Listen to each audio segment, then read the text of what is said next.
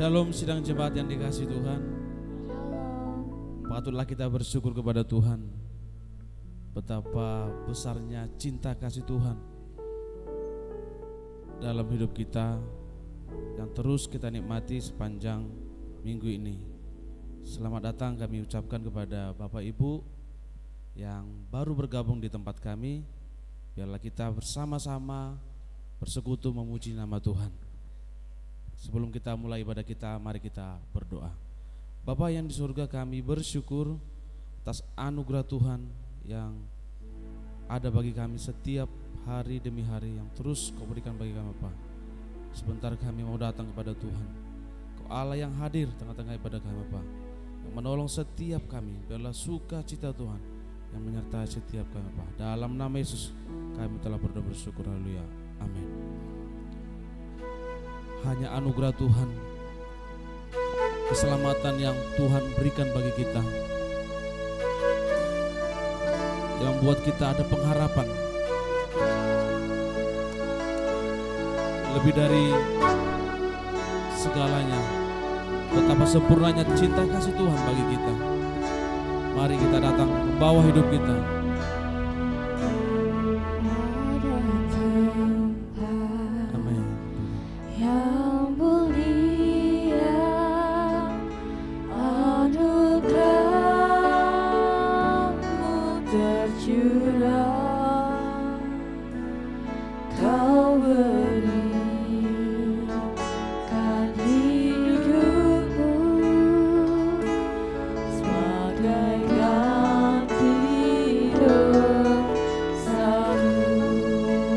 Dia memberikan hidupnya bagi kita, memberikan pengharapan bagi kita.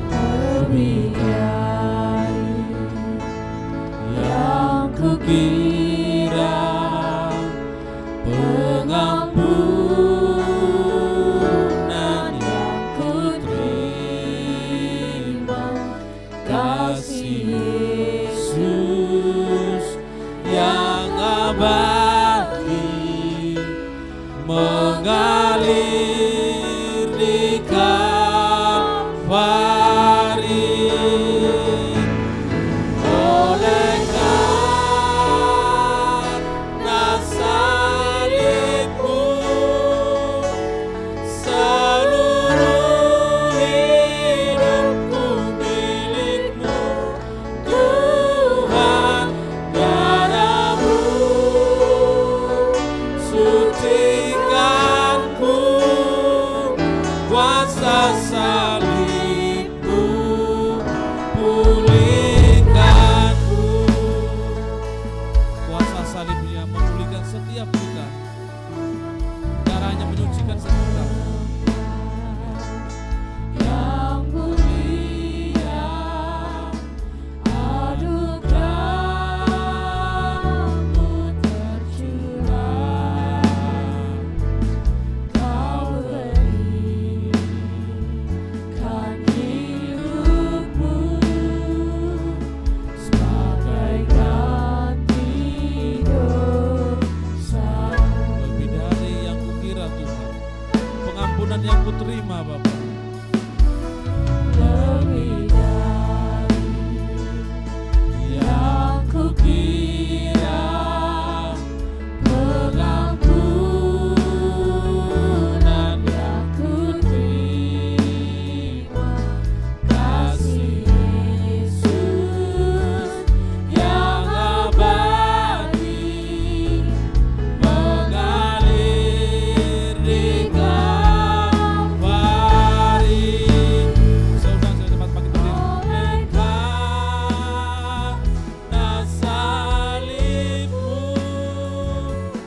seluruh hidupku milikmu, Tuhan.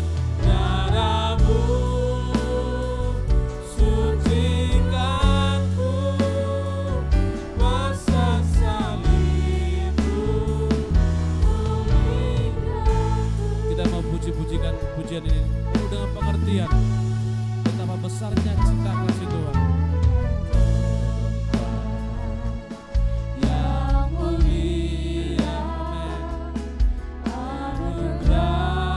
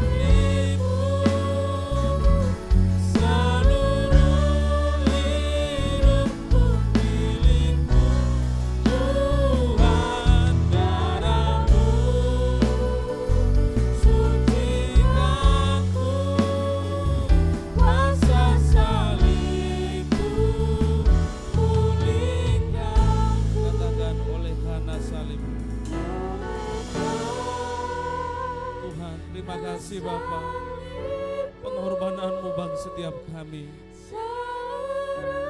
Hidup kami sempurna oleh karena salib-Mu Tuhan.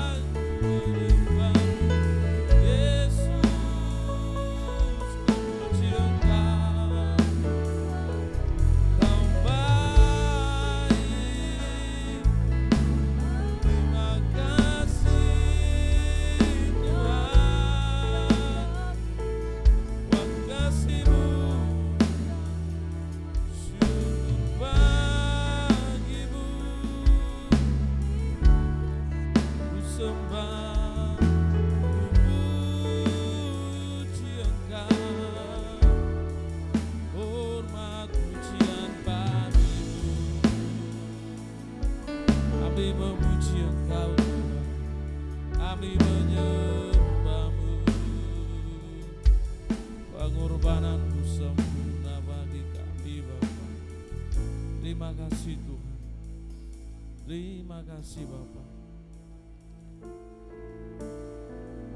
Terima kasih buat kasih-Mu.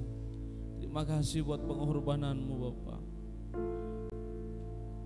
yang menyucikan setiap hidup kami, yang memberikan hidup kekal bagi setiap kami Bapa. Terima kasih untuk korban-Mu. Terima kasih Bapa. Kami mau datang membawa hidup kami Tuhan, bawa hidup kami yang terbaik sebagai persembahan ucapan syukur kami kepada Tuhan. Meskipun masih banyak ditandai kekurangan Bapa, kami mau belajar bahwa yang terbaik hidup kami, ini hidup kami Bapa. Biarlah Engkau Allah yang hadir di tengah-tengah ibadah kami Bapa, memberikan sukacita bagi setiap kami yang hadir di tempat ini Bapa, maupun yang mendengar secara YouTube Primer Bapa. Tuhan yang melawat kami, menolong kami Pak, berkati pada kami awal, pertengahan hingga berakhirnya Bapak. Nama Tuhan yang dipuji, nama Tuhan yang ditinggikan. Terpujilah Tuhan, kami siap memuji Tuhan, kami siap bersuka cita bersama dengan Tuhan. Dalam nama Yesus, haleluya, amin. Shalom bagi kita semua. Masih kuat berdiri? Yang masih kuat berdiri bisa berdiri, yang tidak kuat bisa duduk. Saya rindu kita salam kiri kanannya, Tuhan memberkati. Katakan Tuhan memberkati. Kita mau bersuka cita kepada Tuhan, sebab Hanya Dialah satu-satunya sumber dari segalanya. Dia Allah yang benar, yang berikan keyakinan bagi setiap kita.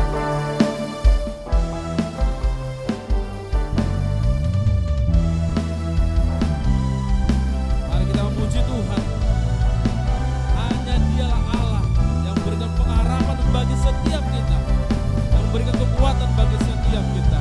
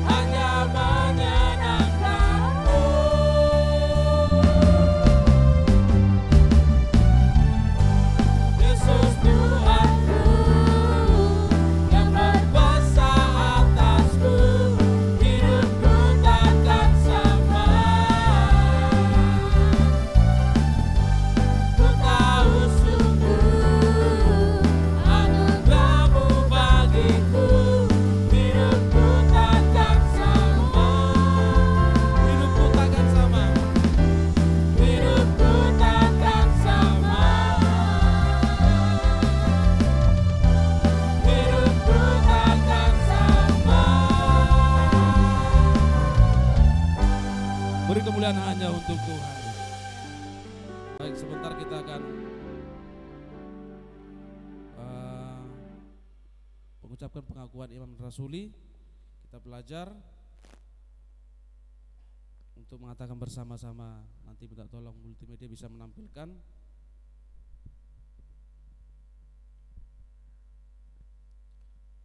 Mari kita ucapkan bersama-sama. Pemain musik juga bisa dapat berdiri juga.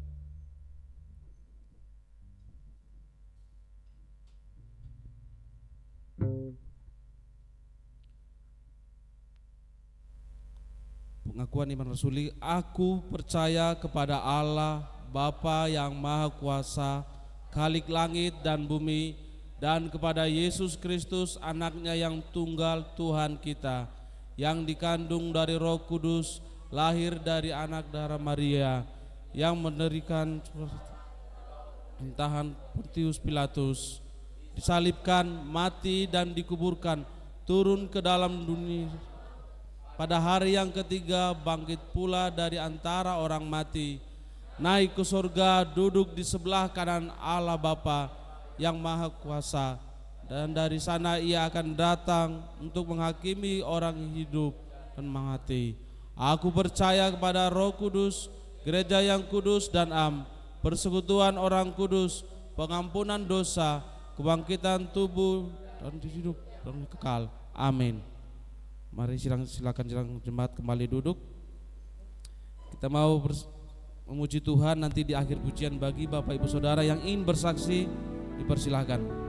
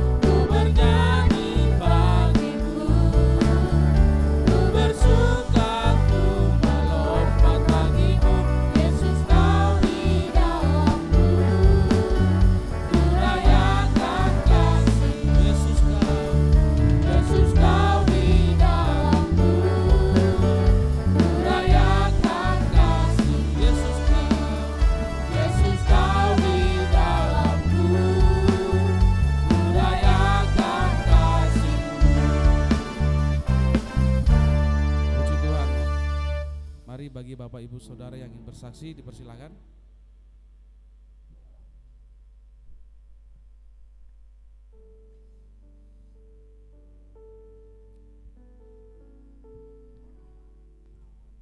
Oke, tidak ada. Baik, kita mungkin minggu depan, bagi untuk saat ini mungkin tidak ada, bisa dipersiapkan minggu depannya. Mari kita berdoa, kita akan membersihkan persembahan.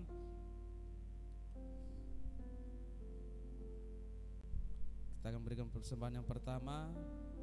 Mari kita berdoa. Bapa yang di surga, kami bersyukur atas anugerah Tuhan yang terus ada bagi kami, Bapak. Sementara kami belajar lagi memberi Tuhan apa yang Tuhan telah berkati bagi setiap kami, Bapak. Tuhan yang menolong setiap kami, yang berkati setiap kami, Bapak. Dalam nama Yesus, haleluya. Amin. Bagi petugas persembahan dipersilakan, kita memuji Tuhan. Kasih setia Tuhan nyata bagi setiap kita.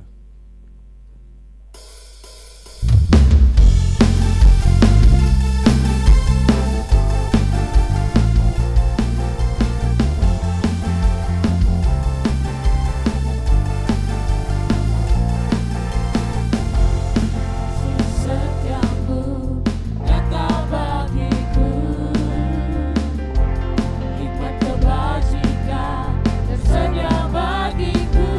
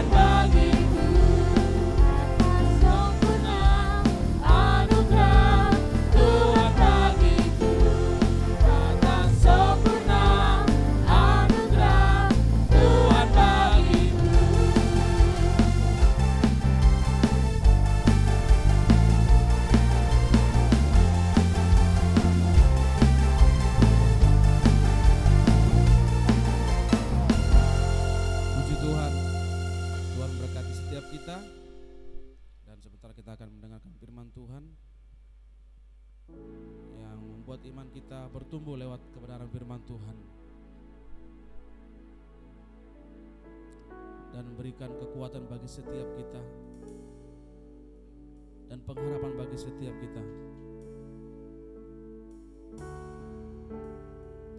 Sebab firman Tuhanlah yang mendidik setiap kehidupan kita.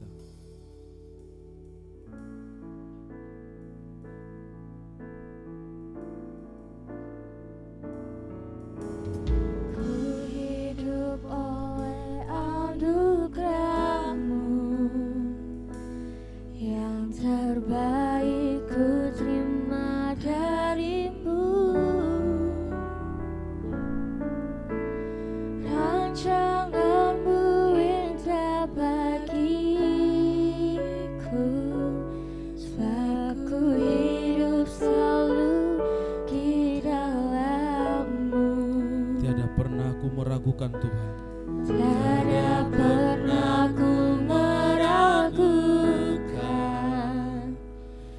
bukti kasih dan karya salib-Mu. Kau telah mati gantikan hidupku, sebab itu ku selalu bersyukur.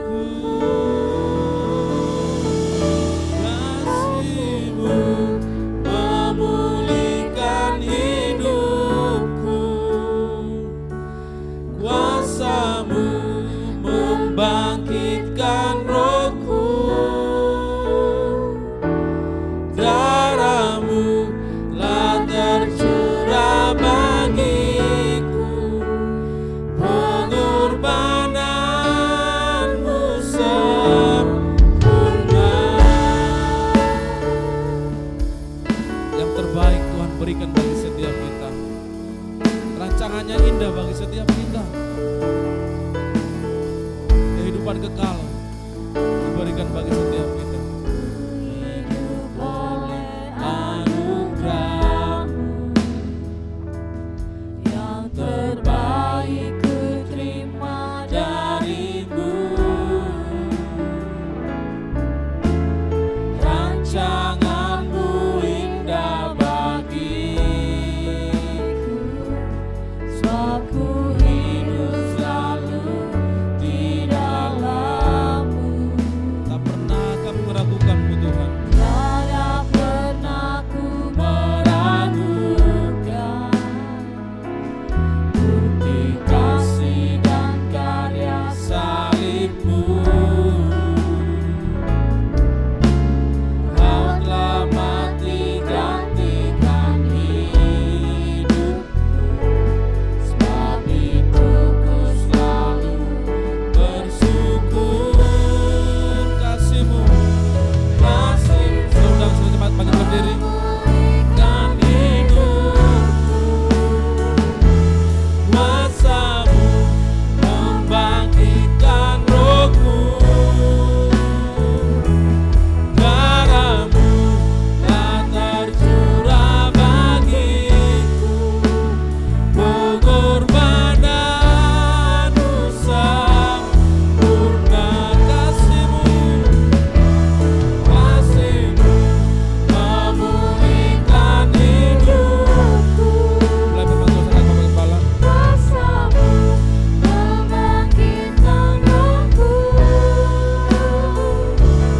darah-Mu telah tercurah bagiku, pengorbanan-Mu sempurna. Pada bulan Paskah ini saya ingin mengajak jemaat merenungkan ini adalah minggu-minggu perjalanan di mana jalan salib itu sudah mulai dirasakan pergumulan Yesus waktu itu di Taman Getsemani, hari-hari menyambut penyalibannya. Coba kita renungkan sedikit, kita tidak perlu disalibkan lagi karena dosa kita. Kita tidak perlu lagi menanggung derita karena dosa itu. Jaminan hidup kekal Tuhan sediakan bagi kita. Yang Tuhan minta setiap syair dan kata-kata dari lagu ini, coba renungkan dengan baik. Maka kita akan bersyukur kepada Tuhan. Kasih-Mu memulihkan hidup. Oh, terima kasih Tuhan. Kuasa-Mu membangkitkan rohku. Darah-Mu telah tercurah bagiku. Pengorbanan-Mu sempurna. Kasih-Mu Tuhan, kasih-Mu. Oh, terima kasih buat kebaikan. Kuasa-Mu membangkitkan rohku. Darah-Mu telah tercurah bagiku. Pengorbanan-Mu katakan jemaat, pengorbanan-Mu Tuhan, pengorbanan-Mu sempurna. Lagi, pengorbanan-Mu sempurna.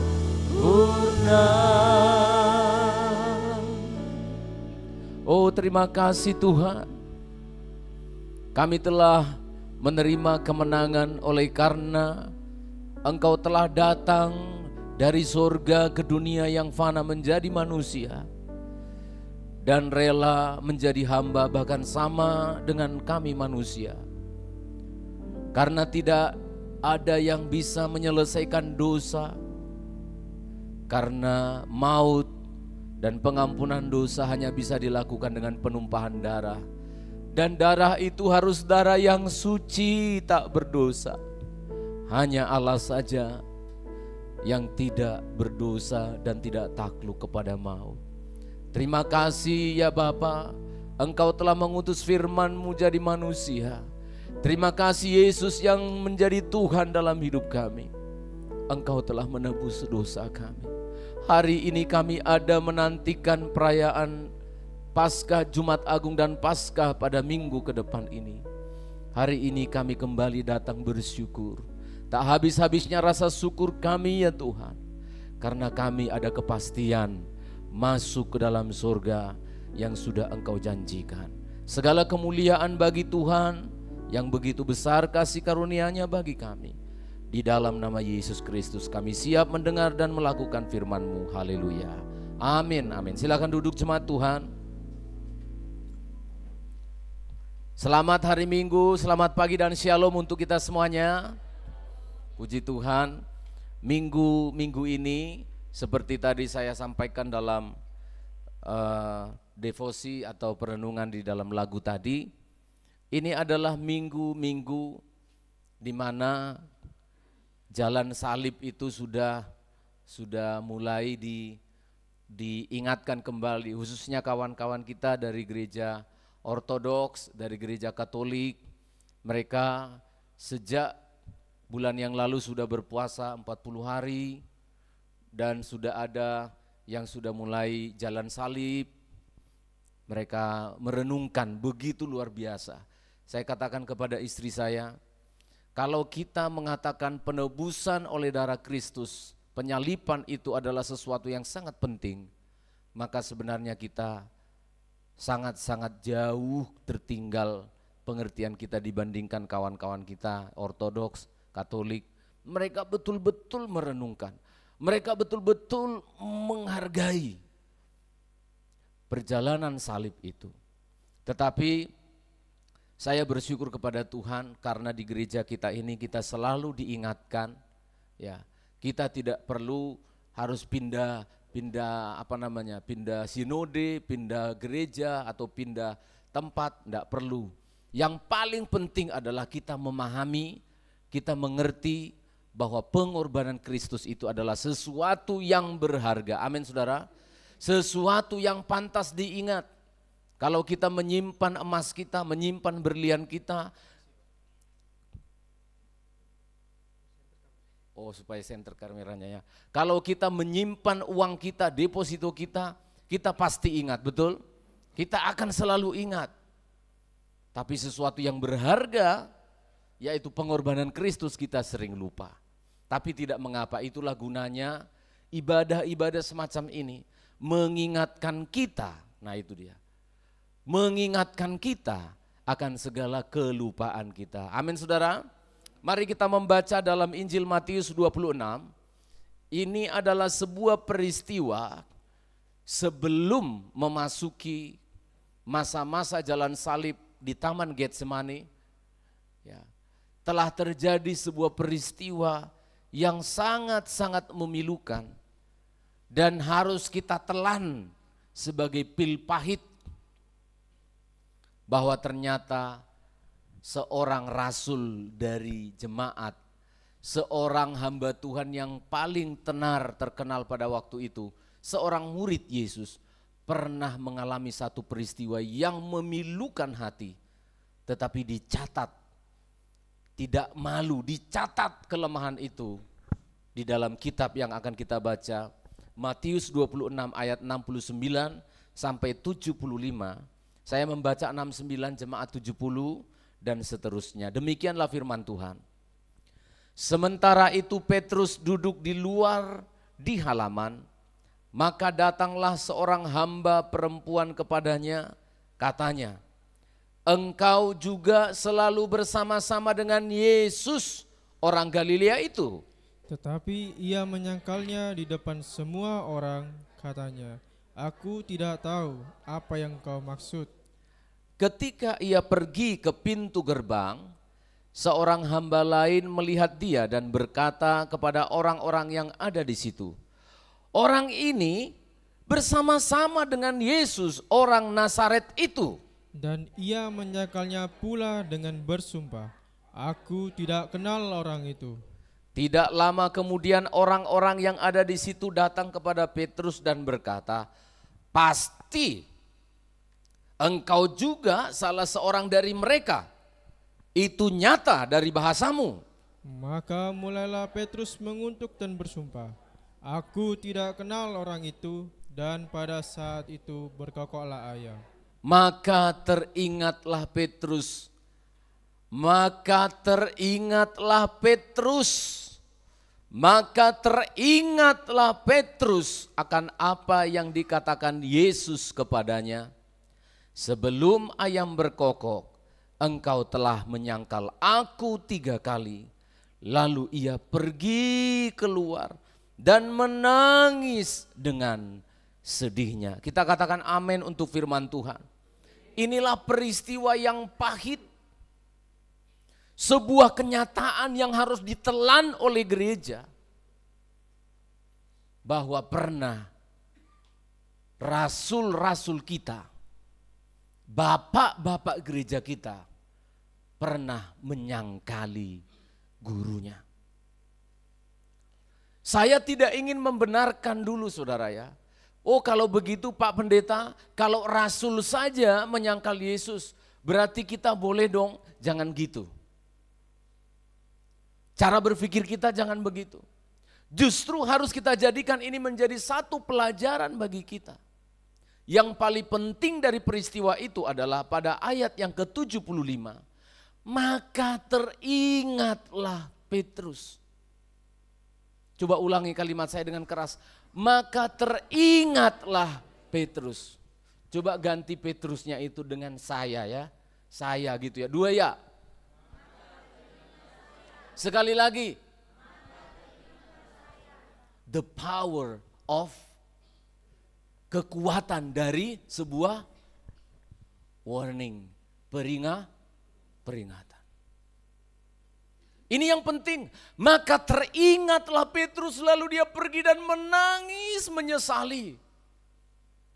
Beda-beda tipis saja dengan Yudas. Jadi kita jangan menjelek-jelekkan Yudas saja, tetapi 11 rasul yang lain juga demikian. Petrus masih baikan dikit. Dia masih mau melihat Yesus yang sedang ditangkap dan dipukuli. Sementara 11 rasul yang lain sudah pada lari kemana-mana. Tetapi gak ada bedanya, itu maksudnya. Kalau Yudas menyangkali Yesus tidak menyesal, Petrus menyangkali Yesus. Dia menangis dan menyesal. Seorang pria dewasa yang paling sulit dilakukannya, mungkin kita sama ya para laki-laki yang dewasa. Yang paling sulit kita lakukan adalah ngangkat beban 2 kali berat badan kita, mungkin kita upayakan ya. Apalagi kalau pas dilihat cewek kita kan, oh angkat aja. Pokoknya dilihat cewek kita senang kan, kuat gitu ya. Kita tahan-tahan padahal kita pergi kamar mandi. Kita tahan-tahan itu ya.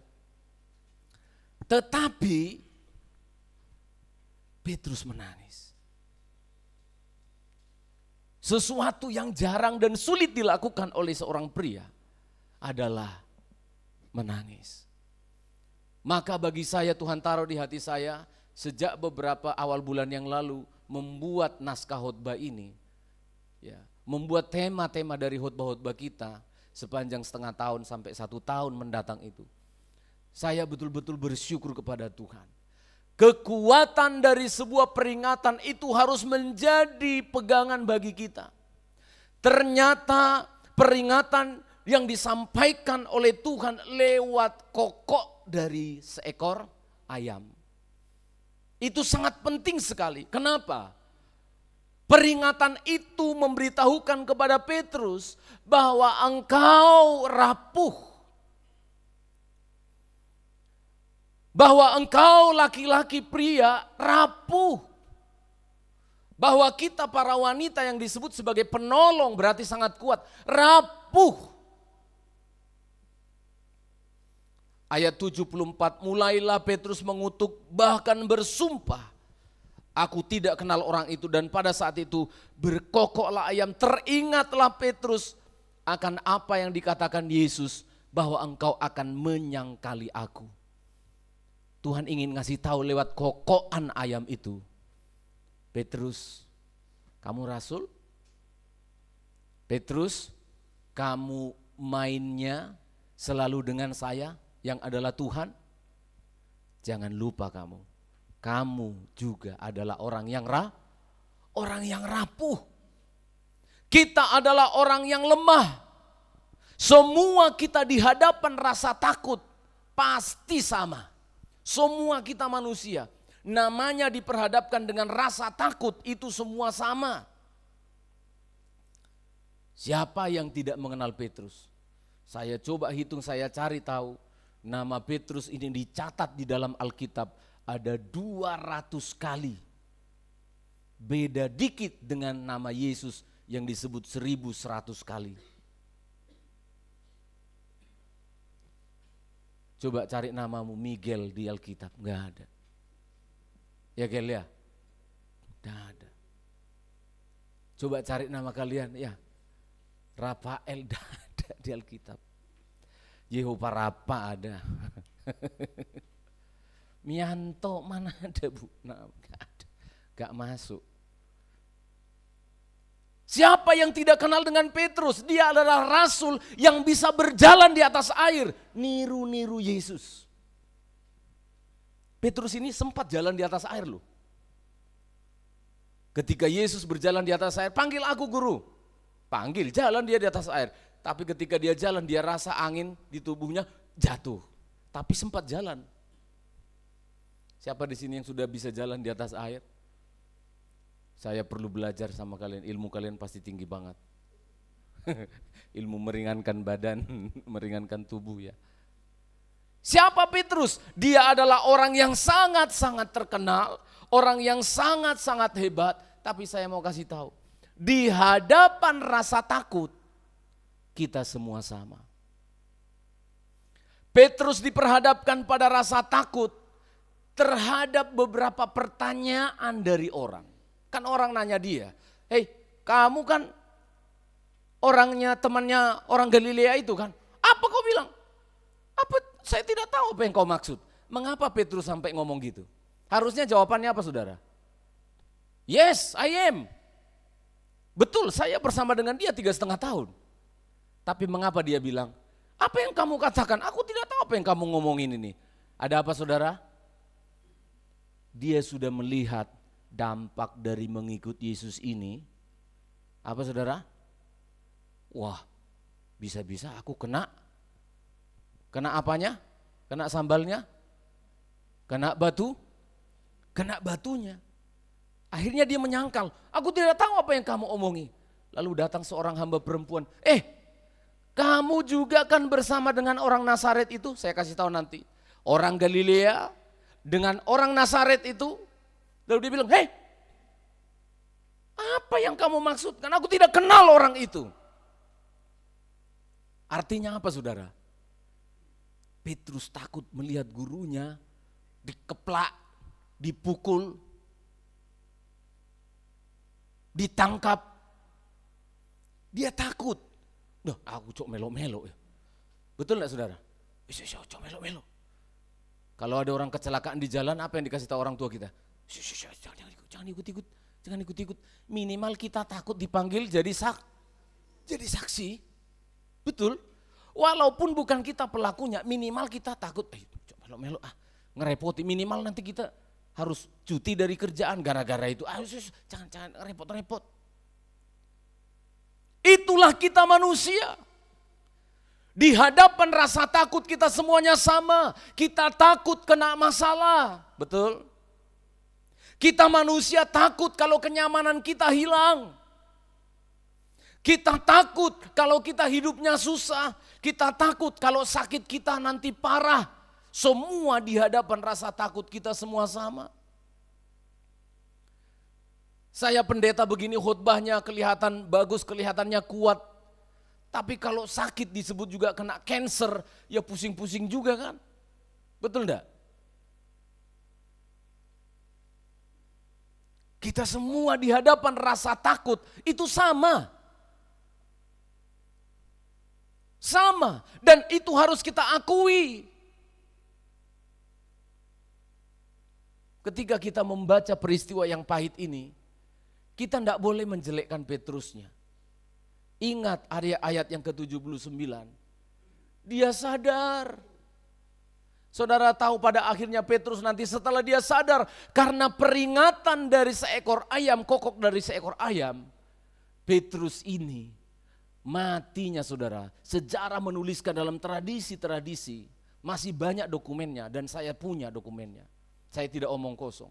Petrus ini ketika dia harus mati dan dihukum di dalam kekaisaran Romawi yang begitu kejam waktu itu karena memberitakan Injil, rasa takutnya sudah benar-benar tidak ada lagi dalam pikirannya. Karena peristiwa itu dia harus disalibkan karena hukuman yang tertinggi waktu itu adalah disalib. Dia bilang, aku minta tolong, aku tidak pantas disalibkan seperti Yesus guru saya disalib. Salibkan saya dengan kepala saya ke bawah. Itulah Petrus. Sejarah mencatat Petrus ini meminta supaya dia disalibkan kepalanya ke bawah. Karena Yesus disalib kepalanya ke atas yang dia sangkal itu. Aku tidak layak. Biar aku mati dengan cara terbalik. Itu yang harus kita pelajari. Rasa takut yang kita hadapi perlu mendapatkan satu peringatan dari Tuhan. Wajar, saya udah kasih tahu di awal. Wajar kita memiliki rasa takut saudara. Kita itu takut susah. Takut enggak menikah. Makanya banyak orang ngambil keputusan karena sudah gimana ini, gimana itu. Liburan pulang kampung Natal ditanya, kapan menikah? Pusing kita kan? Ya sudah, kalau dulu jual mahal, sekarang gak usah dijual. Kalau dulu, sebentar dulu, milih-milih. Sekarang siapa saja. Kita takut gak menikah. Kita takut gak bekerja, begitu betul? Coba cari tahu orang-orang yang susah cari kerja itu. Kalau dulu, seperti saya. Dulu saya cari kerja di Pulau Batam itu, datang dari Medan, lamar kerja. Lamarnya apa? Maintenance. Coba semua bilang maintenance. Gak bisa kan? Sulit. Maintenance. Di Jawa sini namanya teknisi. Gak laku. Karena begitu dibuat lowongan di depan perusahaan, 1.000 orang masukkan lamaran. Yang diterima cuma 3. Lolos sih, seleksi, begitu seleksi wawancara, lah di depan saya berkelahi yang mewawancarai saya itu. Berkelahi, bingung saya, ini ada apa mereka ini? Ternyata cara Tuhan supaya saya jadi pendeta ya. Berkelahi orang dua itu, karena ditanyai, kamu mengerti distribusi listrik mungkin, oh kerjaan saya. Yang sini enggak yakin, kenapa? Karena kelihatan saya jelek sekali kan waktu itu, sekarang aja masih jelek. Kurus sekali, kurang makan gitu, enggak percaya mereka. Yang sini sudah yakin, yang sini enggak yakin, akhirnya ribut mereka. Orang Singapura sama orang Indonesia, HRD-nya itu ribut mereka. Akhirnya kerja apa sajalah. Akhirnya bekerja juga di perusahaan Jepang, tapi Tuhan panggil jadi hamba tuh, jadi hamba Tuhan. Coba lihat, kita takut enggak bekerja, kita takut enggak punya uang, takut enggak punya rumah, takut enggak bisa sekolah ini anak-anak kita. Kita takut orang tua, betul orang tua?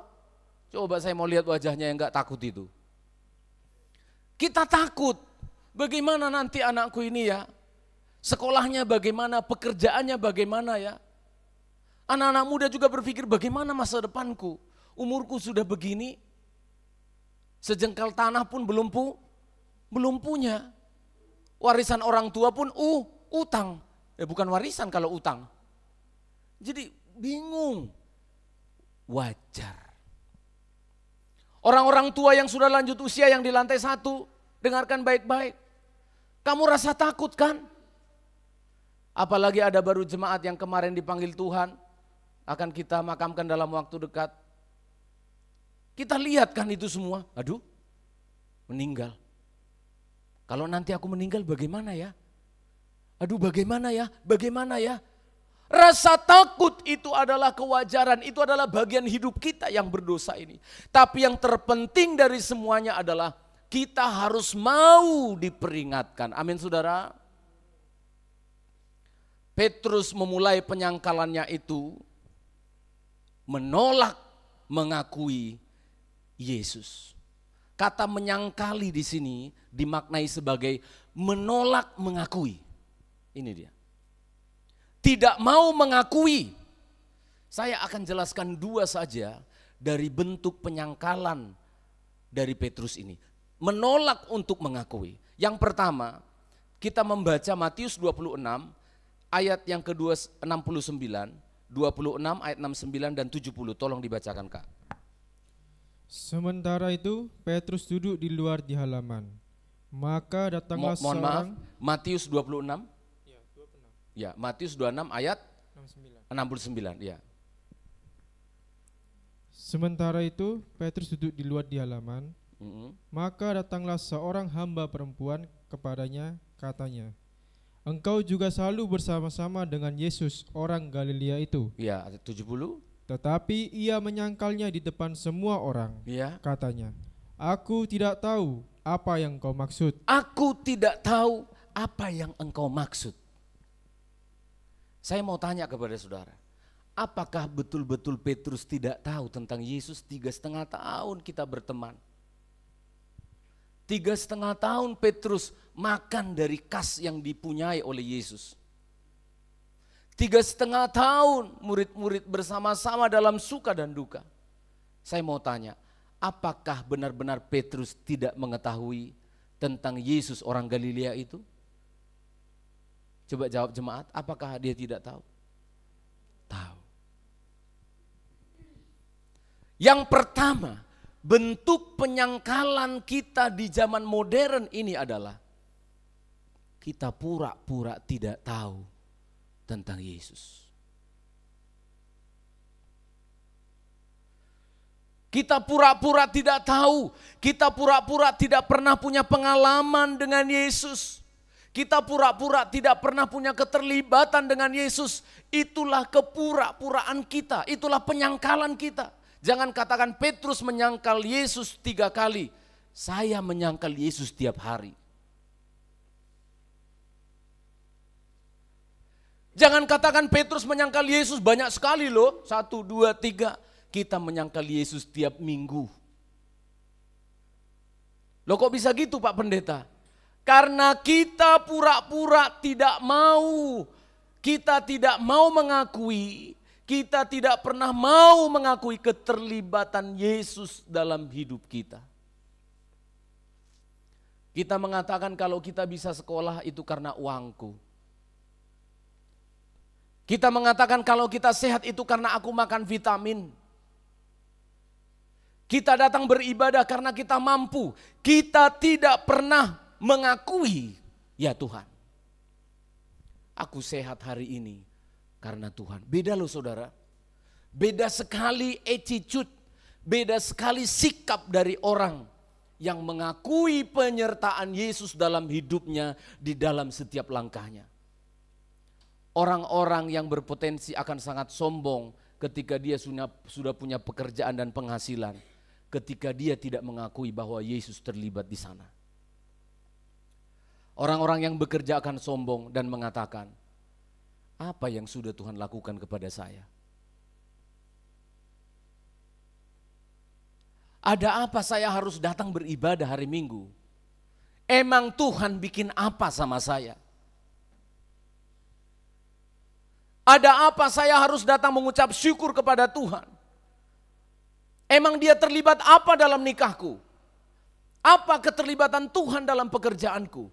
Disinilah letak penyangkalan kita saudara. Kita tidak mengakui.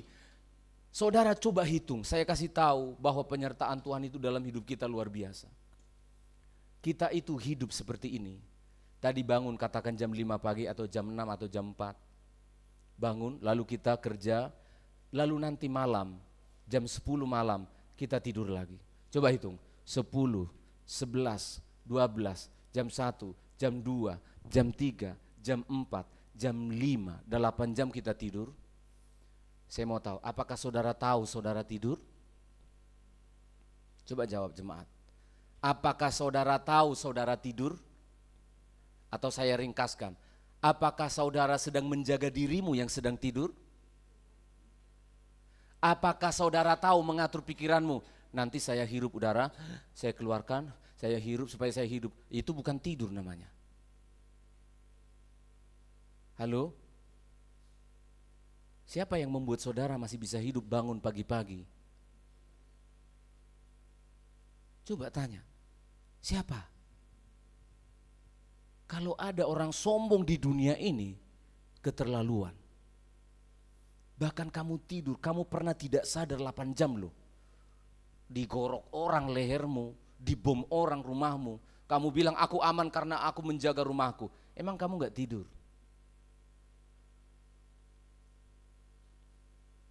Itu dilempar Tuhan cicak ke mulut kita waktu tidur. Mati.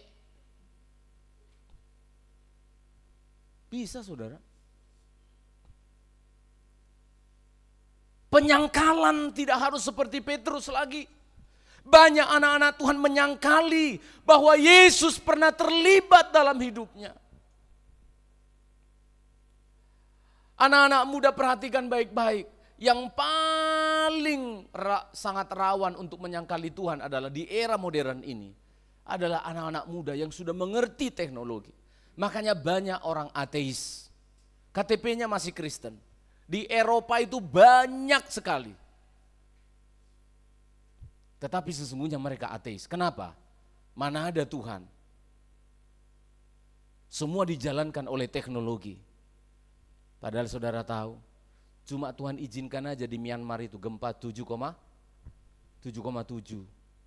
Gempa loh. Saudara tahu enggak, bumi ini berputar loh. Berputar loh. Dalam satu hari 24 jam itu dia berputar gini loh. Kencang itu, makanya ada waktu jam 1, jam 2 karena bumi berputar. Saudara tahu enggak artinya kalau bumi berputar? Coba kalau benda goyang-goyang saudara tahu enggak, bergerak-gerak gitu tahu enggak? Berarti apa ini? Kalau bergerak-gerak gini apa saudara? Rawan. Yang menahan bumi itu tetap di porosnya itu adalah firman Tuhan. Dia berputar tetap. Coba agak digini-giniin. Jatuh kita ini, bisa tersedot atmosfer ini. Ini enak kita ini, masih ada nginjak di bumi.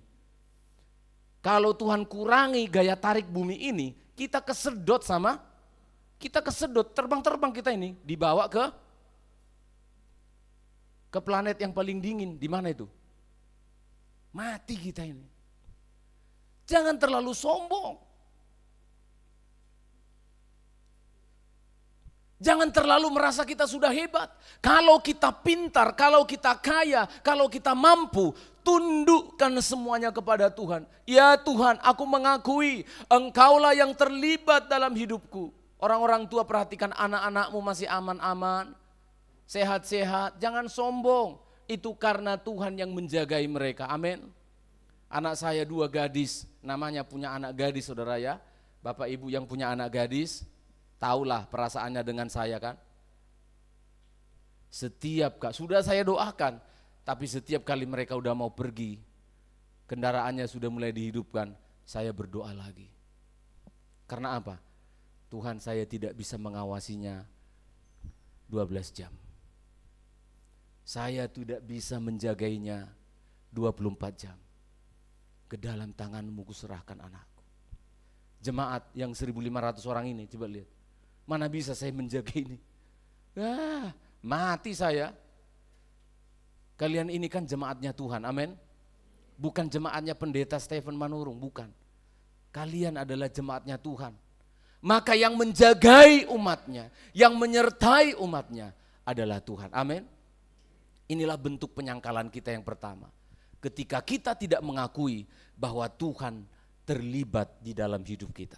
Matius 26 ayat 71-72 Kak. Saudara perhatikan nats ini penting sekali. Penyangkalan yang kedua. Matius 26 ayat 71-72. Ketika ia pergi ke pintu gerbang, Ya. seorang hamba lain melihat dia dan berkata kepada orang-orang yang ada di situ, orang ini bersama-sama dengan Yesus, Ya. orang Nazaret itu. Orang Nazaret itu terus. Dan ia menyangkal pula dengan bersumpah, aku tidak kenal orang itu. Puji Tuhan. Saudara garis bawahi ya. Penyangkalan yang pertama tadi, dia bersama-sama dengan orang Galilea ini. Saya tidak jelaskan Galileanya, tapi kali ini saya jelaskan. Orang ini bersama-sama dengan Yesus, orang Nazaret itu. Petrus menyangkal. Apa kau bilang? Aku bersama-sama dengan orang Nazaret itu. Oh, aku keren. Emang kenapa Pak Pendeta dengan orang Nazaret? Coba kita baca. Inilah orang Nazaret, ciri-cirinya. Yohanes pasal 1 ayat 46.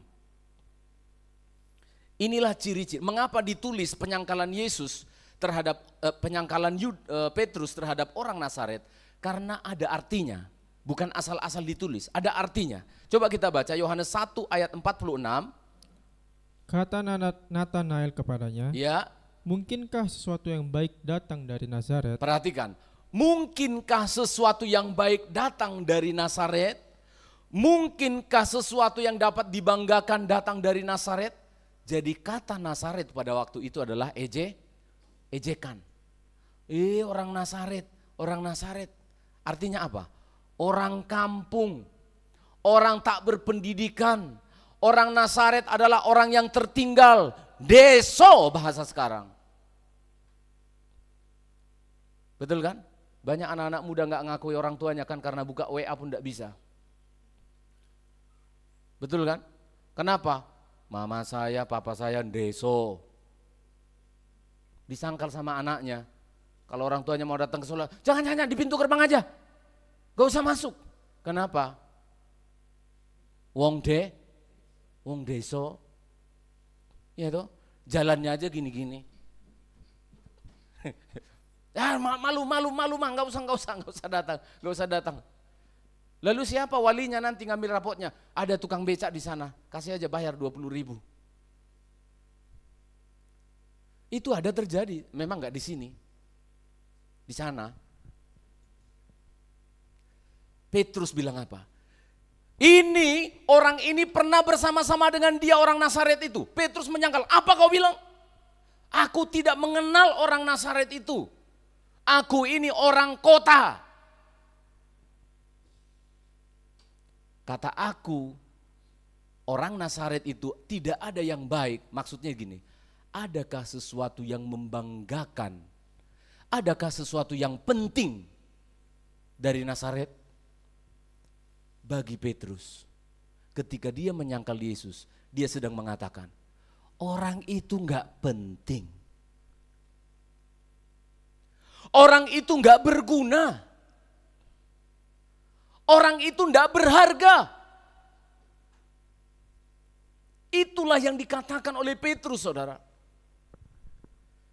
Itu sebabnya Petrus perlu diperingatkan lewat kokok ayam pada waktu itu. Karena itu sangat keji, saudara. Iya, dasar ya Pak Pendeta ya, brengsek memang Petrus itu ya. Saya lebih brengsek dari dia. Kenapa? Saya juga sering mengatakan bahwa Yesus itu tidak penting dalam hidup saya. Jangan kita katakan Petrus itu orang yang sangat kejam. Kita sering melakukannya. Dengan sikap kita ketika kita datang beribadah seperti hari Minggu seperti ini, kita menganggap sesuatu yang tidak penting ke gereja itu. Itu sebabnya kita tidak persiapkan diri dengan baik. Asal-asalan aja kalau ke gereja. Betul enggak saudara? Saudara marah enggak dinasihati begini? Jemaat, saudara marah enggak dinasihati begini? Kita harus menangis dan terima kasih diperingatkan. Enggak usah neko-neko orang Kristen itu begini dan begitu. Enggak, kamu rasa penting enggak Yesus itu? Kalau sesuatu yang penting dan berharga menurut saya, itu pasti kita persiapkan dengan baik. Kalau ke gereja itu saya selalu ingatkan anak-anak muda. Jangan tidur larut malam minggu itu. Malam minggu itu bukan hari liburnya orang Kristen, itu libur nasional. Malam minggu itu adalah persiapan untuk kita sabat besok hari Minggu. Amin. Anak-anak muda marah enggak saya nasihati begini? Kalau kau marah berarti sudah benar, telingamu masih terbuka. Kenapa? Karena kalau kamu larut malam tidurnya malam minggu, besok kamu tidak siapkan dengan baik. Petrus menyangkal Yesus dengan versi orang Nazaret. Apa orang Nazaret? Enggak berguna, enggak penting Yesus itu. Versi kita zaman modern ini, kita menganggap Yesus itu enggak penting. Lewat sikap kita. Enggak penting. Pokoknya akan datang ke gereja, pokoknya datang beribadah. Enggak saudara. Apa sih artinya sesuatu yang penting bagi kita? Saudara yang sudah punya pacar, coba ngapeli pacarmu asal-asalan, dilempar sendal kamu. Betul enggak? Ngapelin pacar asal-asalan gitu, mohon maaf, bau ini, bau itu, enggak mandi. Dilempar kacang rebus kau dari kuali, masih panas.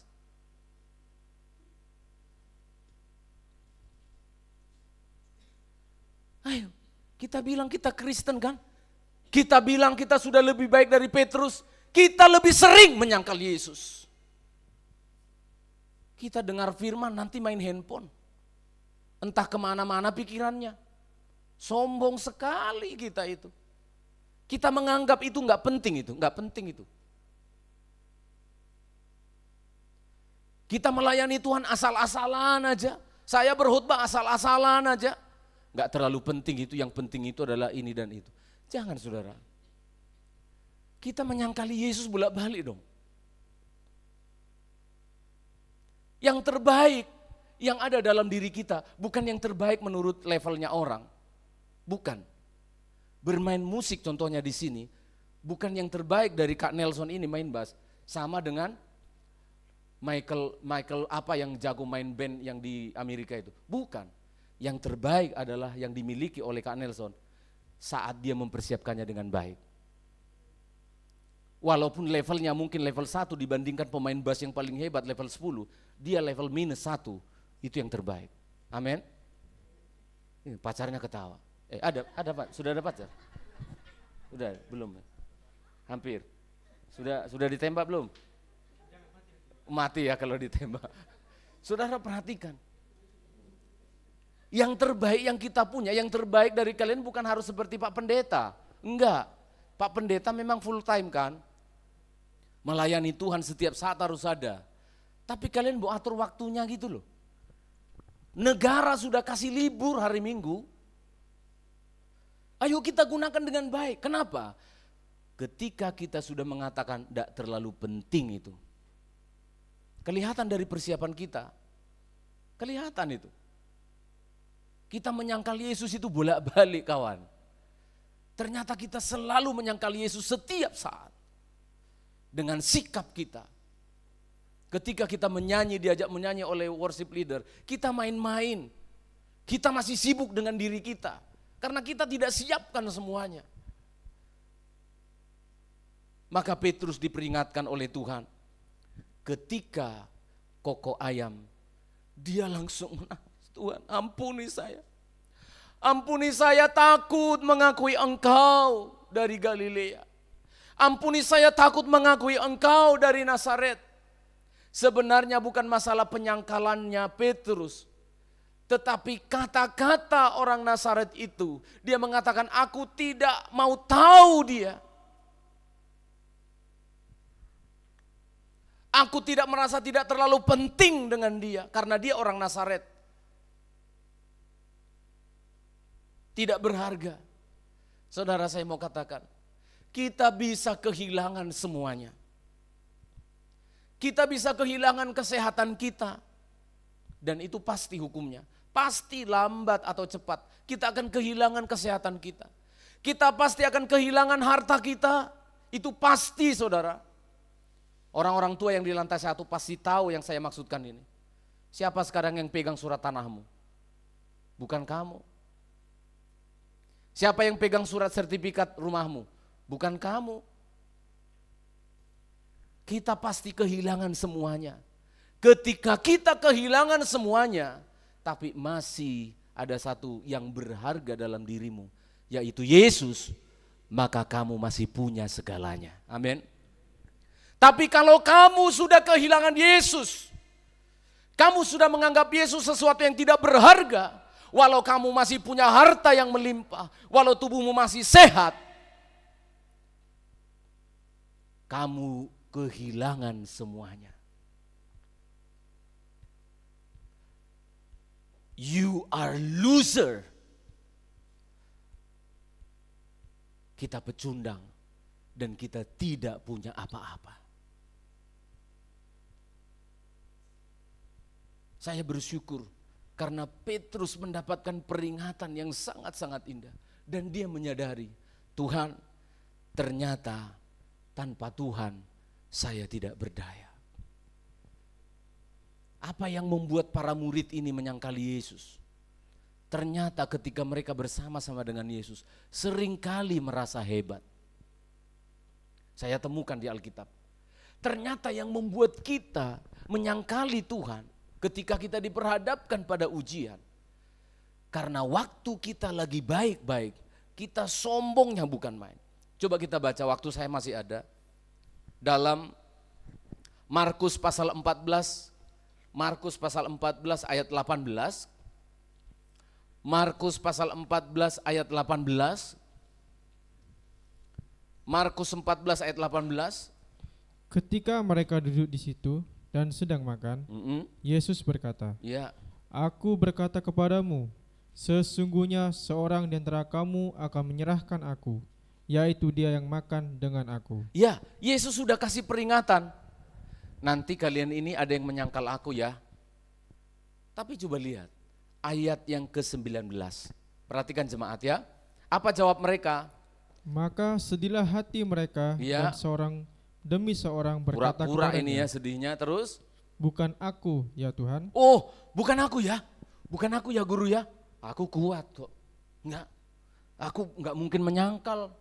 Aku orang hebat. Petrus kita lihat. Buktinya yang saya omongin ini benar. Petrus pasal 26, Injil Matius pasal 26, ayat 33. Ini jawaban Petrus ya. Matius 26 ayat 33 sampai 35. Petrus menjawabnya, Iya. biarpun mereka semua tergoncang imannya. Agak gini ngomongnya kan, biarpun semuanya bergoncang. Kita lihat dulu si Petrus yang besar mulut ini ya. Ya, coba Petrus gitu. menjawabnya, Apa katanya? biarpun mereka semua tergoncang imannya. Dimainkan sama mainkan musik ini ya. dikasih musik gitu ya, hebat gitu ya. Terus? Karena engkau, aku sekali-sekali tidak. Kalau didramakan itu Petrusnya gini, aku, biarpun semuanya bergoncang, aku tidak. Aku senang lihat Bunda Korla itu ya. Apa? Kamu? Aku tidak. Lanjut. Yesus berkata kepadanya, aku berkata kepadamu, Iya. sesungguhnya malam ini, sebelum ayam berkokok, Iya. engkau telah menyangkal aku 3 kali. Sudah dikasih tahu, masih sombong lagi. Dimulai dengan sombongnya, diingatkan sama Yesus, mulai lagi, tambah lagi suaranya, pakai efek dulu dari sana. Ada yang bisa tahu sound system ini? Ayat 35. Apa jawabnya? Kata Petrus kepadanya, sekalipun aku harus mati Wah, bersama-sama engkau. pret, semua jemaat bilang pret, 2 ya. Nah, ada aja. Ulangi dulu, sekalipun Aku harus mati bersama-sama dengan engkau, terus aku takkan menyangkal engkau. akhirnya karena Petrus, walaupun aku harus mati, aku tidak akan menyangkal. Ketularan kepada 11 murid. Lihatlah hamba Tuhan yang sombong ini. Ketularan, lanjut, telurannya apa? Semua murid yang lain pun berkata, Iya, demikian juga. tadinya Petrus yang berdiri, walaupun bumi bergoncang, gunung-gunung beranjak, aku tidak akan menyangkal. Nah, kamu nanti ayam belum berkokok, kamu sudah sangkal aku 3 kali. Halo? Guru, apa kamu tidak percaya kepadaku? Walaupun semuanya ini menyangkal, aku tidak. Yang 11 berdiri juga. Bisa saya bayangkan suara mereka waktu itu dengan gayanya masing-masing. Yang paling muda kan Yohanes itu. Baru 20 tahunan umurnya. Aku juga. Mungkin gitu ya. 11 orang. Wah, Andreas, Thomas, apalagi aku. Aku yang paling dekat sama Yesus. Yang muda ini bilang, ya aku juga loh. Saya bisa bayangkan keadaan surga waktu itu melihat orang-orang ini. Dilihat gini. Bahasa Indonesia Timurnya, inangi. Bahasa Batak itu. Indangi. Kayak gini kita sering. Kalau kita dinasehati orang tua kita, anak-anak muda itu bilang apa? Gak terlalu nasihat, ngapain sih dinasihat gini? Aku ini loh sudah besar. Tahu kalau saya sebagai orang tua, dalam hatiku, inangi, kita serahkanlah kau kepada Tuhan. Sungguhan loh, kalau sudah dinasehati, sikapnya kayak gitu, sudah saya langsung berbalik badan dan akan diam saya. Anak istri saya pasti tahu karakter saya. Diam dan saya berdoa, ku serahkan kau sama Tuhan. Sungguhan. Inilah sikap yang tidak baik menjadi orang Kristen. Apa itu? Sombong rohani. Kalau saya mempelajari teks ini, sikap yang diperhadapkan oleh murid-murid ini kepada Yesus adalah shadow faith namanya. Ini adalah iman yang kosong, gedabrus. Kata-katanya hebat tapi kosong. Shadow atau bayangan iman, bukan iman yang sesungguhnya. Saya sudah cek di internet. Bayangan yang paling panjang itu, kalau kita berdiri di luar, coba nanti besok pagi buktikan kata-kata pendeta ini. Berdiri kalian di luar, bayangan yang paling panjang kalau cerah ya, yang paling panjang itu pada jam 6. Itu bisa 75 kali panjang tubuh kita, tinggi badan kita. Bayangan kita itu tinggi sekali. Masih ingat waktu anak-anak kita main-main bayangan? Ayo. Bayangan kita itu bisa panjang sekali. Kita bilang, aku raksasa. Padahal emprit. Anak-anak main bayangan-bayangan. Saya orang kampung ya mainannya gitu. Kalian kan begitu lahir sudah dapat iPad. Ya, jadi nggak ngerti mungkinnya yang saya ceritakan ini. Kalau kita main bayangan dulu, kita bangga. Aku raksasa, aku Goliat. Padahal emprit. Si entong namanya. Itulah ini. Banyak orang Kristen memiliki shadow faith. Imannya itu bayangan-bayangan, omongannya hebat-hebat. Saya lihat di TikTok itu, sedih hati saya. Ayo perkatakan kamu bisa. Perkatakan kamu hebat. Perkatakan kamu kuat. Itu kan metode MLM itu. Marketing, multi level marketing. Di dalam iman enggak boleh gitu. Saya sedih kalau ada pendeta ngajarkan jemaat itu iman kayak gitu. Perkatakan. Lebih hebat siapa kau dari perkataan Petrus ini? Enggak ada lagi orang yang kayak gini loh. 2 kali dia menentang Yesus. Aku akan begini, aku akan mati. Kamu lemah loh. Kamu akan menyangkal. Wah, halo, wow. Iman itu enggak gitu, saudara.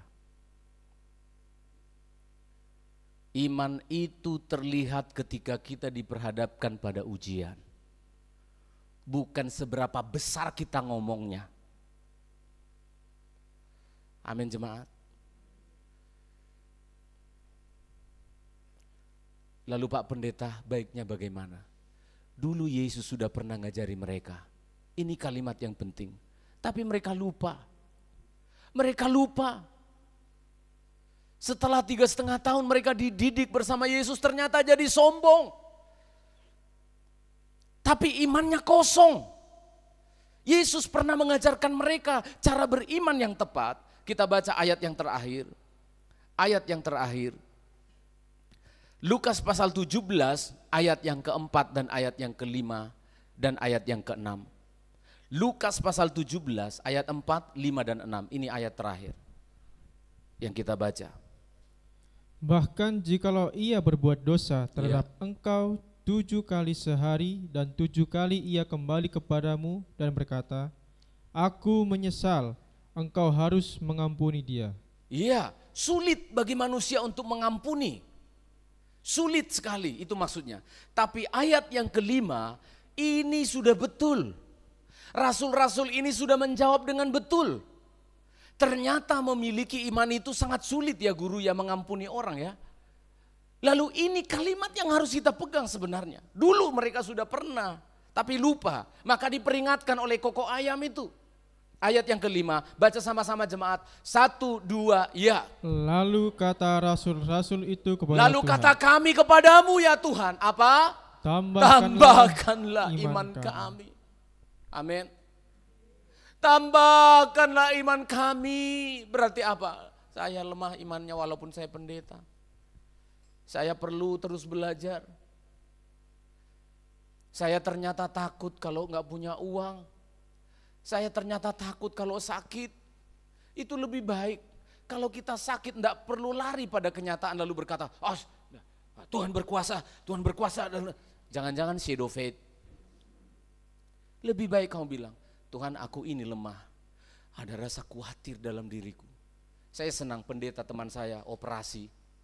Ya. Wah kalau khotbah luar biasa pendeta ini, di mana-mana dipakai. Bukan cuma di gereja seperti gereja kita, di gereja mana-mana.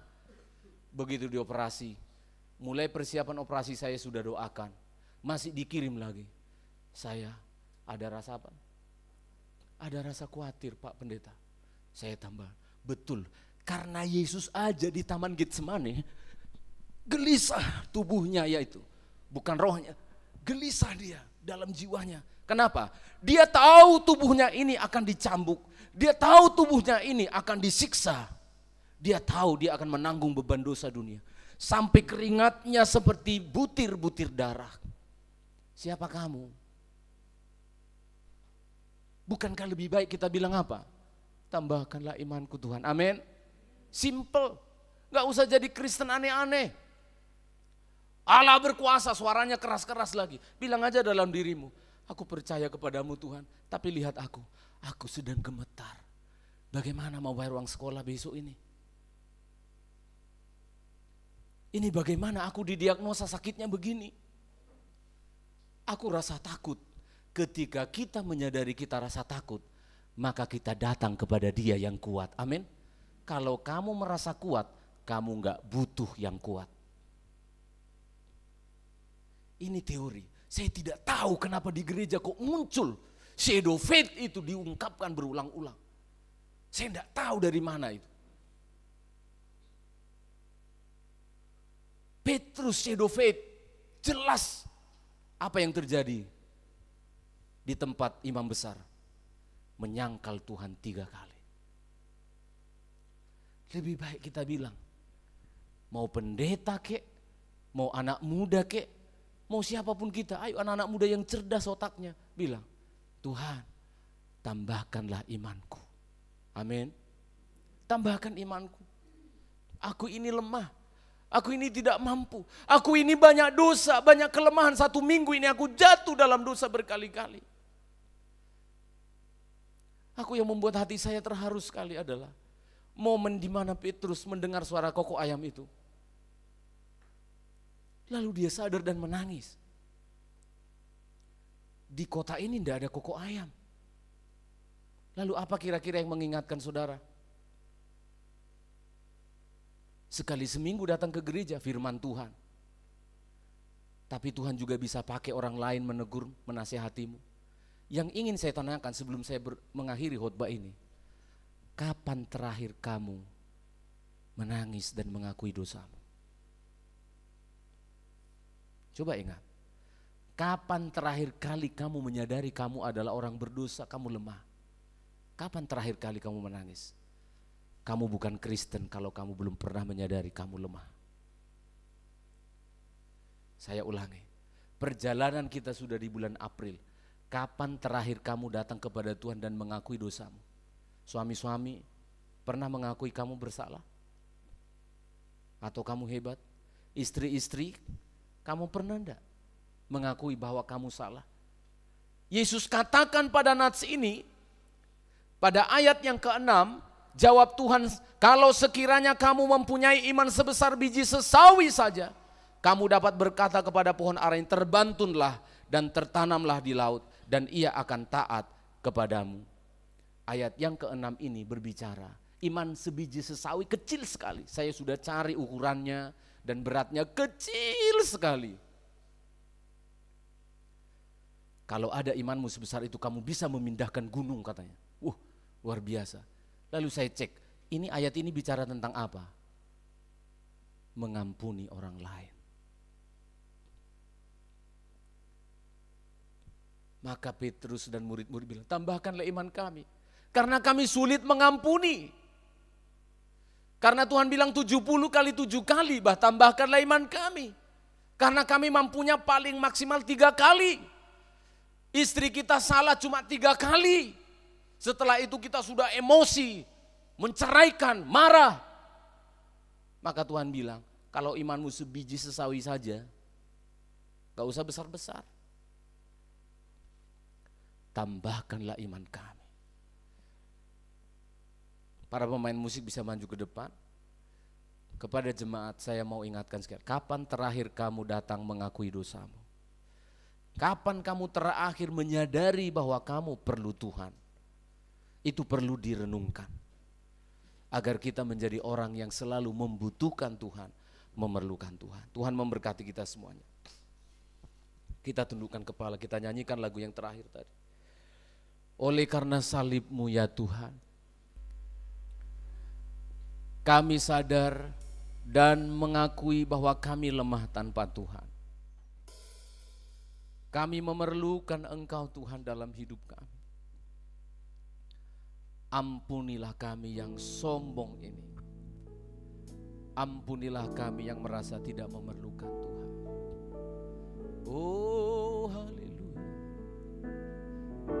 Tempat yang terindah. Ada tempat yang mulia, salib-Mu Tuhan, Mu tercurah. Kau berikan hidup, terima kasih, sebagai ganti dosaku. Lebih dari yang kami yang kukira, pengampunan yang ku terima.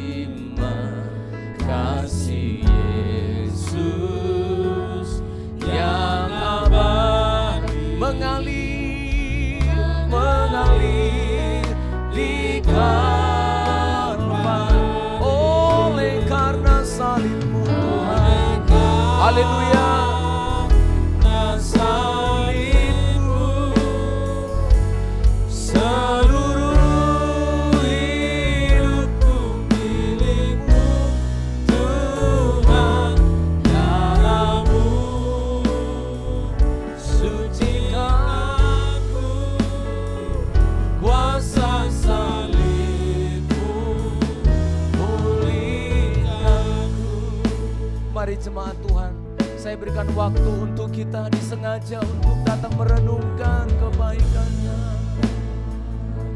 yang mulia. Haleluya.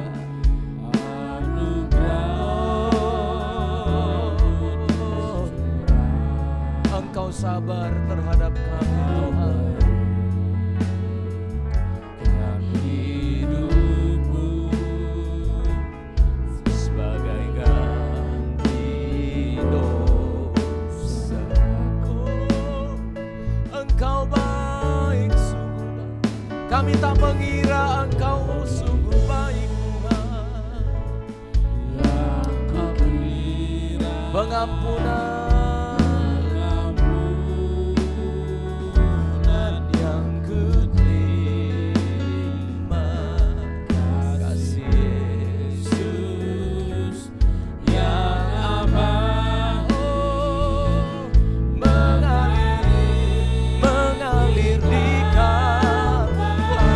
mari berdiri bersama-sama.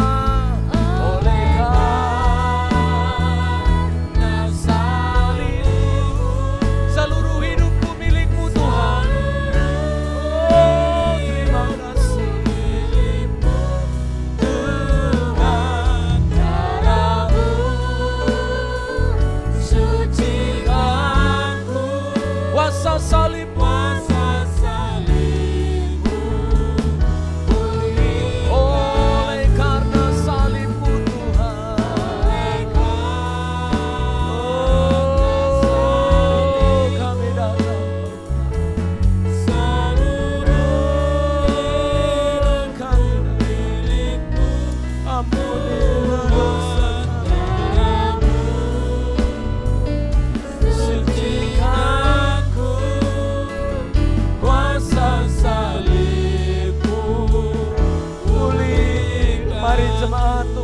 katakan dengan benar.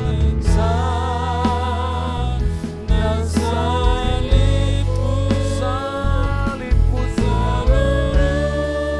kami milikmu Tuhan, darahmu.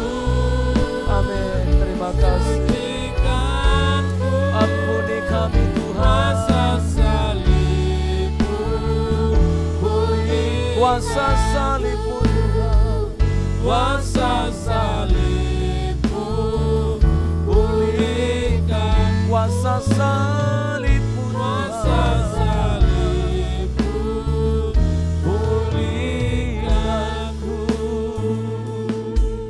Kami datang Tuhan, kami datang bersyukur,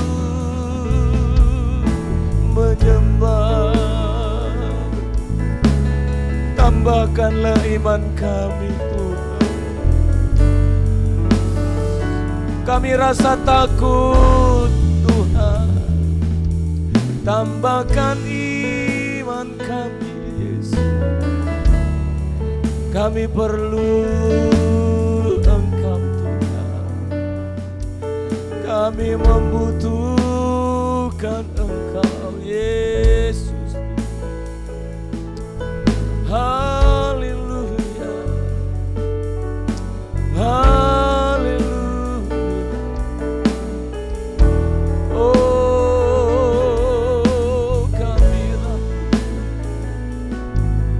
kami perlu Engkau Yesus. Kami mengakui kami selalu menyangkali Engkau.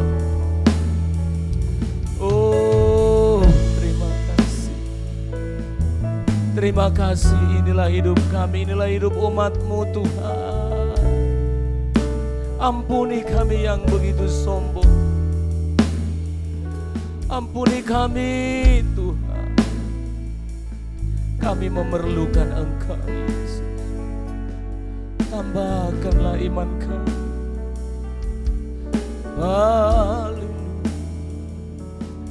Lebih dari yang kukira, pengampunan.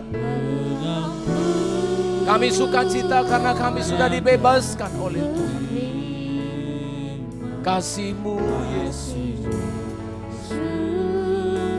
yang abadi. Haleluya. Mengalir di Kalvari. Oleh karena salibmu, kami bersukacita atas salib. Hidupku milikmu Tuhan, darahmu sucikanku. Kuasa salibmu pulih, kuasa salibmu Tuhan, kuasa salibmu pulihkanku. Haleluya. Terima kasih Tuhan atas kebebasan pengampunan yang Kau berikan bagi kami. Setelah kami diperingatkan pada hari ini, kami tidak akan menyangkali Engkau. Tambahkanlah iman kami ya Tuhan. Dalam nama Yesus kami bersyukur, haleluya. Amin, amin. Silakan duduk jemaat.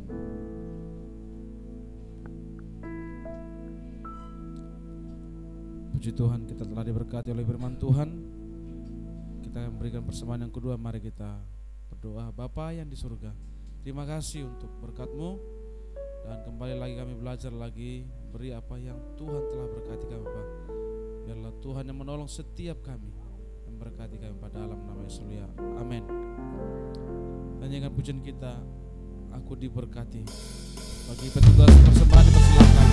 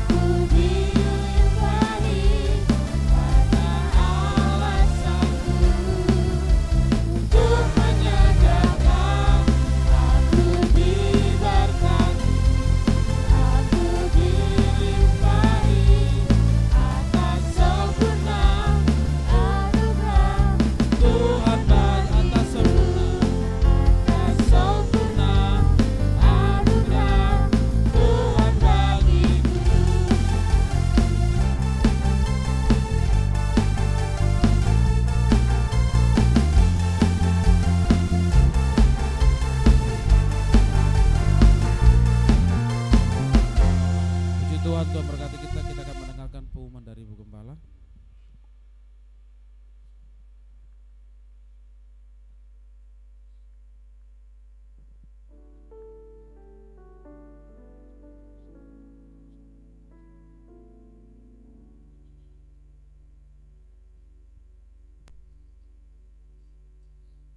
Mohon perhatiannya untuk beberapa pengumuman yang cukup penting sepanjang minggu ini ya.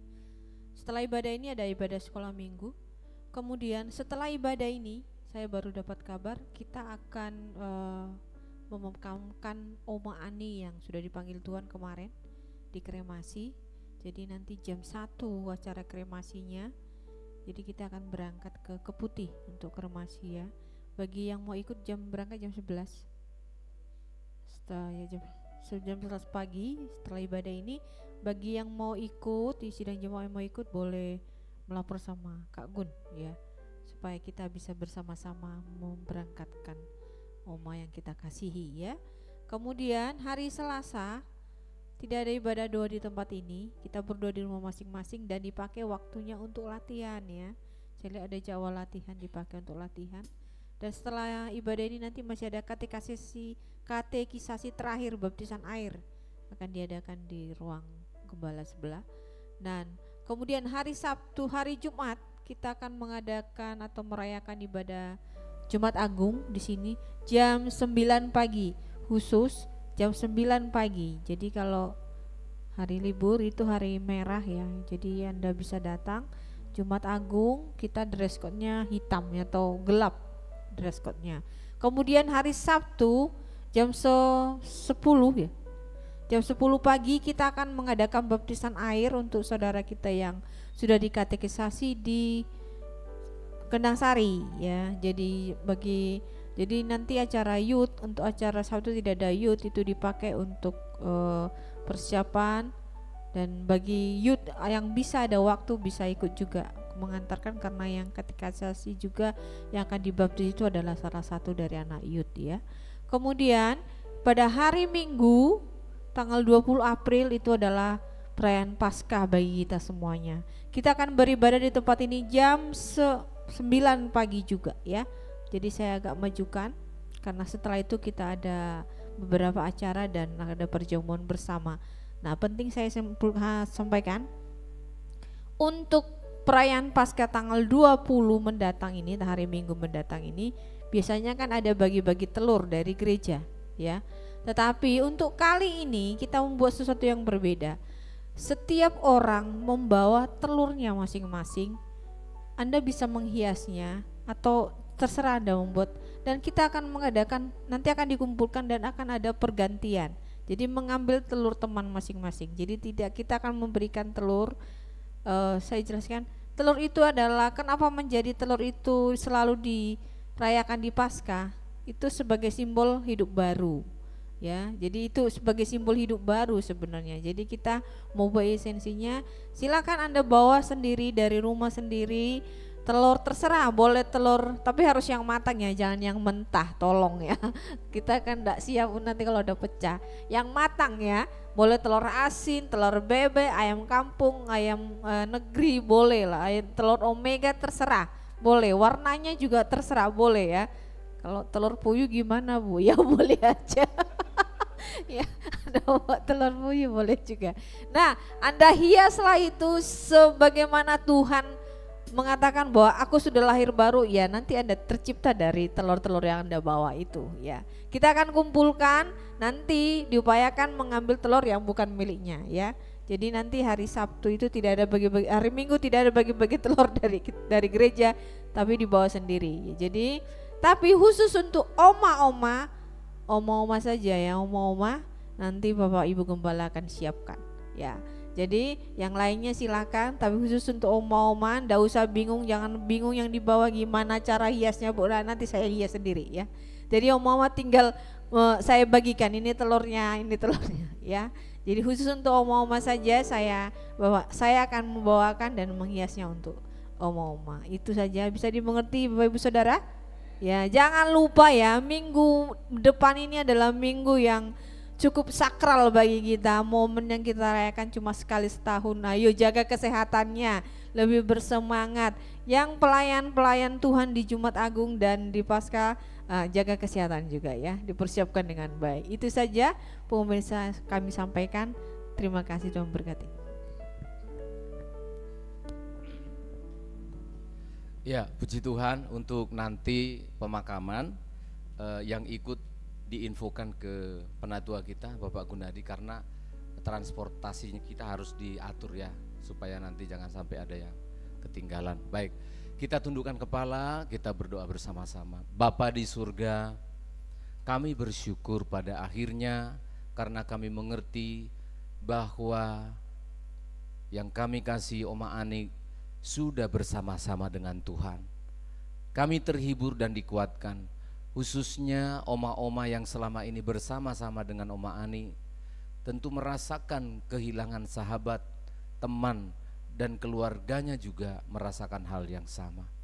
Tapi kami dihiburkan dan dikuatkan karena kami tahu almarhumah saat ini rohnya berbahagia bersama dengan Tuhan, sementara menantikan kebangkitan tubuhnya yang sebentar kami akan serahkan dan dikremasi di Keputih. Tuhan tolong perjalanan kami ke sana dan biarlah acara ini terjadi dengan baik. Kami berterima kasih Tuhan untuk umat-Mu yang sudah Engkau utus dan kirim untuk datang beribadah. Jemaat-Mu yang sudah Tuhan gerakkan sejak tadi malam untuk mereka beribadah dan saat ini mereka datang. Dan juga ada umat-Mu yang baru hadir pertama kali beribadah di tempat ini. Kami bawa hidup kami ke dalam tangan-Mu ya Allah. Kami serahkan segala rasa takut dan khawatir kami di hadapan-Mu. Dalam menjalani hidup ini semua kami punya pergumulan. Dan pergumulan itu kami serahkan ke dalam tangan Tuhan yang penuh kuasa. Tambahkan iman kami agar kami bisa menjadi pelaku-pelaku firman Tuhan. Berkati pelayanan kami baik di gereja, mempersiapkan Jumat Agung, baptisan air, dan ibadah raya Paskah pada hari Minggu mendatang. Berkati panitia, anak-anak muda kami yang sudah Tuhan panggil untuk memikirkan hal-hal yang mulia ini. Berkati di sekolah, di pekerjaan, pergaulan mereka, pertunangan, dan juga di dalam pernikahan mereka. Terima kasih Tuhan, Engkau sungguh baik bagi kami.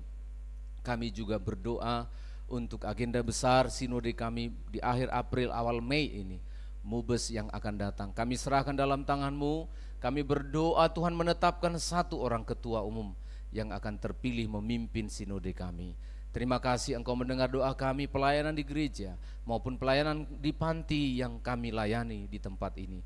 Berkati supaya pelayanan ini sungguh-sungguh memberkati jiwa-jiwa yang kami layani. Pada akhirnya dimuliakanlah Engkau Tuhan.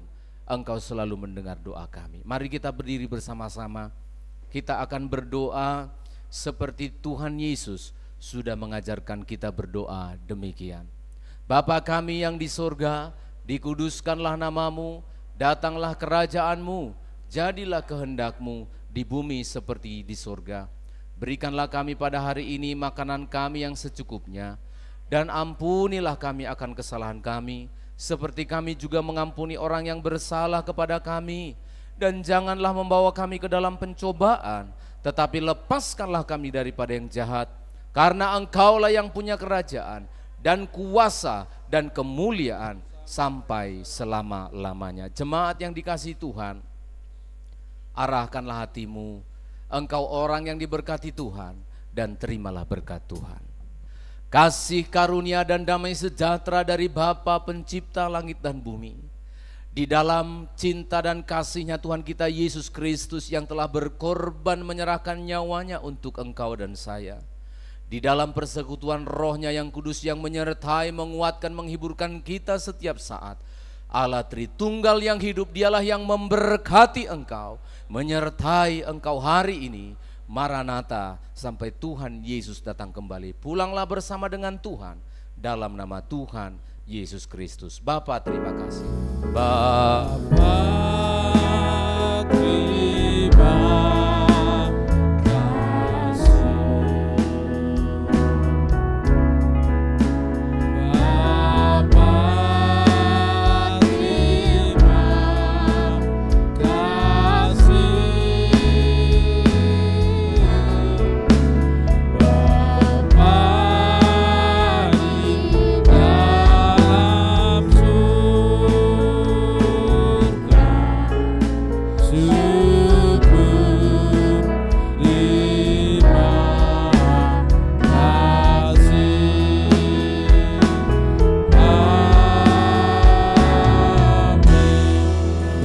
Tuhan berkati kita semua.